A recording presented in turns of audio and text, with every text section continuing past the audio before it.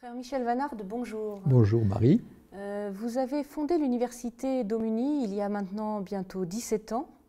Est-ce que vous pourriez nous raconter l'origine de Aumuni? Qu'est-ce qui vous a poussé à créer une université entièrement numérique à l'heure où Internet n'était pas encore très développé?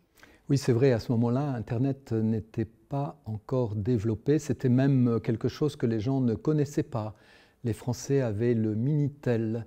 Et donc, l'idée est venue parce que je vivais au Pérou, à Cusco, à 4000 mètres d'altitude, dans une ville, l'ancienne capitale des Incas, mais très isolée du reste du monde. Il n'y avait pas de route goudronnée qui nous permette de rejoindre une autre ville. Et donc, nous utilisions à l'époque déjà Internet, qui était utilisé par quelques grands scientifiques pour très peu, finalement, quelques courriers électroniques à peine.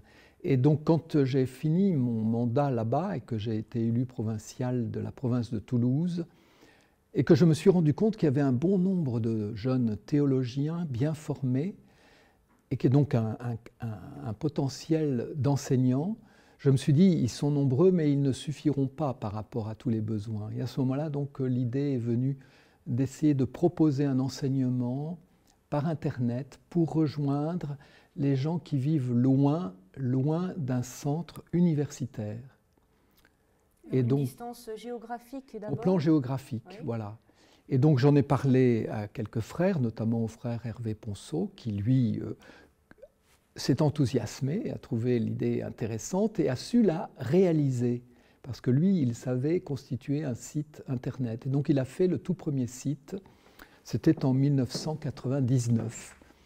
Et c'était très très modeste et nous avons commencé avec un cours, puis 2 cours, et puis progressivement, ça s'est ainsi développé, tout doucement au début. Et le virage alors de la forte croissance de Aumuni, c'est à peu près au moment de l'essor d'Internet dans le monde entier, c'est-à-dire dans les années 2005 à peu près? Voilà, c'est en 2005, alors qu'on avait déjà pu constituer un patrimoine assez important de documents, de cours, alors que nous avions appris aussi à organiser des séminaires, à voir ce qui était le mieux adapté. On s'était rendu compte que les chats, par exemple, ça ne marchait pas. On a adapté les forums, les contenus, enfin tout cela. À ce moment-là, on a pu organiser en cursus, en années, hein, c'est-à-dire la première année de licence, la deuxième année, la troisième année, puis la première année de master, la deuxième année de master, et donc faire une offre organisée, complète, au plan académique.